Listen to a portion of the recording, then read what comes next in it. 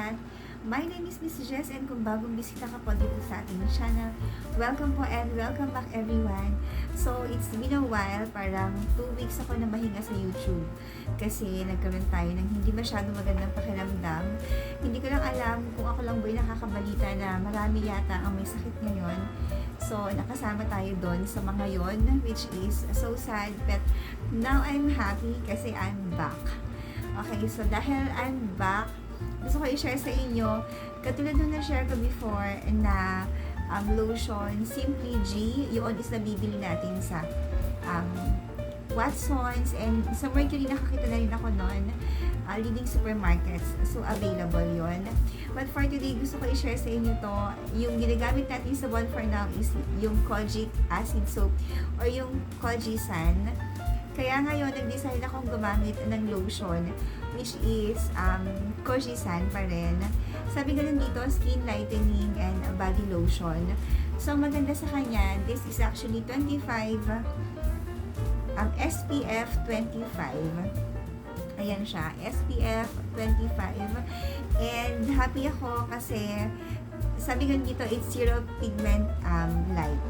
Okay, so ganito po yung itsura niya ng kanyang packaging, and ayan siya sa likod.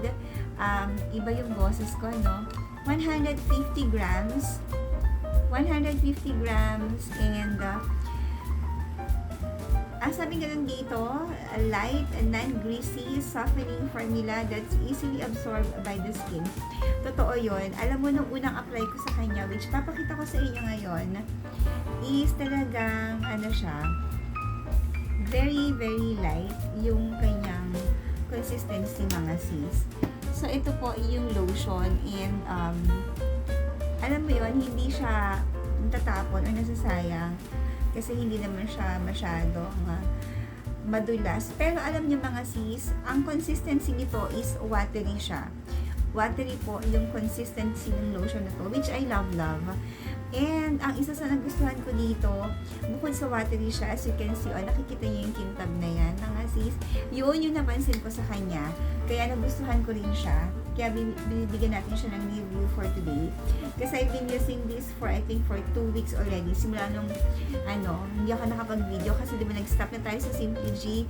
And ngayon ginagamit natin para magawa ng review si Kojisan Skin Lightening Lotion. Yun naman yung kanyang promise dito. Tapos Hydro Moist. Ayan siya, mga sis. As you can see, diba, may kintab factor. Yun yung napansin ko kahit sa totoong buhay na may kintab factor talaga siya. Ayan siya, o diba? Very moisturized. Sabi nga din dito, Hydro Moisturize. Hydro Moist, yung nakalagay dyan, mga sis. And, nagustuhan ko to kasi hindi siya nagbibigay ng white cast. As you can see, walang white cast, mga sis. So, yun siya as is. Kung paano mo siya in-apply, yun na yun. Ang nagustuhan ko sa kanya is very moisturizing. Especially sa may part ng paa natin na may mga crack parts. Siyempre, hindi may iwasan yun. Pero ito yung ginagamit ko. Napansin ko sa kanya upon using this, no? Lagyan natin ng picture dito. Napansin ko sa kanya upon using na talaga nagkaroon siya ng improvement talaga, as in. Once you use it, talagang kasi nga may moisture siyang mabibigay sa'yo, which is need yun talaga dun sa mga crack areas natin. As you age, hindi mo maiiwasan yon. Ito, sobrang highly recommended ko to kasi ang amoy nito is hindi siya masakit sa ilong. Ang amoy nito is saktong-sakto lang siya na masasabi natin na sobrang bango niya kasi very mild. Alam mo yung, ang lakas nitong makabata na amoy. As in, super bango nito, mga sis. Na-try niyo na ba to? And if nasubukan nyo na to compared dun sa ibang mga lotions natin dyan, you can just comment down below kung ano ba yung improvement ng skin nyo. Or if meron man, or if may mga changes man to, positive changes, kasi alam niyo sa akin, sobrang maganda yung naging effect niya sa skin ko. Bukod dun sa very moisturizing talaga siya, nakikita ko talaga yung pag-lighten up ng skin ko, which I love kasi, in the span of 2 weeks, no, hindi pa siya dapat magbibigay ng sobrang visible na result. Pero since halimbawa sa mga kamay natin, mga sis, 'di ba? sa mga kamay natin, tulad yan, kamay ng nanay, okay? So, hindi maganda yung kamay natin. Pero in fairness, dahil nga may moisturizer siya, nakasama, feeling ko lang ba, mas bumata yung itsura ng mga kamay ko compare mo before. So, SPF 25, ako naaarawan ako time to time, talagang as in naaarawan ako, hindi ako naggugamit ng payong, so naaarawan ako. Pero napansin ko sa kanya na hindi man masyadong nangingitim yung balat mo. And parang na-preserve yung kung ano yung kulay mo talaga, nagkakaroon siya ng improvement, mas naglalighten yung skin mo. As it promised, no? Kasi sabi nga nun dito, skin lightening body lotion siya. Which nakita ko talaga yung improvement ng skin ko. Sabi nga nun, with UVA and UVB, okay?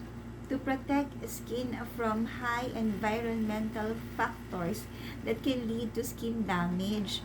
Yun, kasama na syempre yung sobrang init, diba? Sikat ng araw. Tapos, it moisturizes the skin. It moisturizes the skin, keeping it soft, which is totoo yun. Soft talaga siya. Smooth and well hydrated. Kapag galing ka sa shower, syempre kailangan patuyuin mo talaga yung katawan mo. Kasi, pag nag-apply ka ng lotion ng Kojisan, watery type siya eh. So, dapat talaga sobrang natuyo mo talaga yung katawan mo para kapag pinahid mo siya, swabe, tas masarap. Ito, nakaka-addict dito sa akin yung amoy. As you all know, mahilig ako sa mga mababango na amoy. And I appreciate yung amoy na sinama nila dito kasi very mild and very gentle talaga siya. Kumbaga para siyang pasado yung amoy nito sa mga baby lotions, ganong type. Kasi very mild, ang sarap amoyin talaga nito. I love, hindi ako masyadong fan nung masyadong matatapang na amoy pagdating sa lotions. Kasi acidic ako and ang tendency, most of the time, nagkakaroon ng ibang amoy sa skin ko because nga siguro dun sa pagiging acidic natin. And sobrang recommended ko to mga sis. If you're using yung kanilang soap, which is yung Kojisan, I highly recommend to use this as well. Kasi, parang ilalak niya yung moisture sa katawan mo. Tapos, since meron siyang SPF 25, nakakatulong na yun to protect your skin from damaging because of yung ating init ng panahon. And, ginagamit ko to every time na naliligo ako, morning siya kagabi. And asa na nga ba siya for 2 weeks? I think nakakalahati na ako for 2 weeks. And ayun po, gano'n nga ba kalaki to? It's 150 grams. Wala ako iba masasabi dito kung hindi 101% recommended natin siya. Kasi wala akong makitang pangit sa kanya.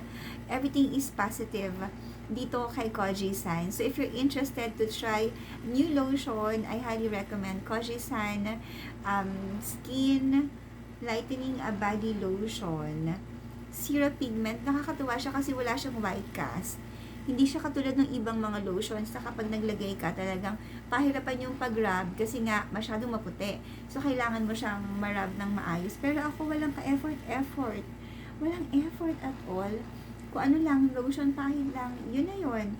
So, sobrang love ko to. Ayun muna for today. And kung may mga suggestions kayo, nagawa natin ng review. Pag naubos ko to, I think pag-repurchase ako nito. Pero pag may request kayo dyan, nagawa natin ng review sa mga lotions, skincares, body mist, body scents. I-comment nyo na yan down below. So, ayun na lang muna for today. Go, grab nyo na to. Promise mga sis, hindi kayo magsisisi dito kasi bihira ako magkagusto sa lotion. But I really highly recommend this lotion. Yun na lang muna for today's video.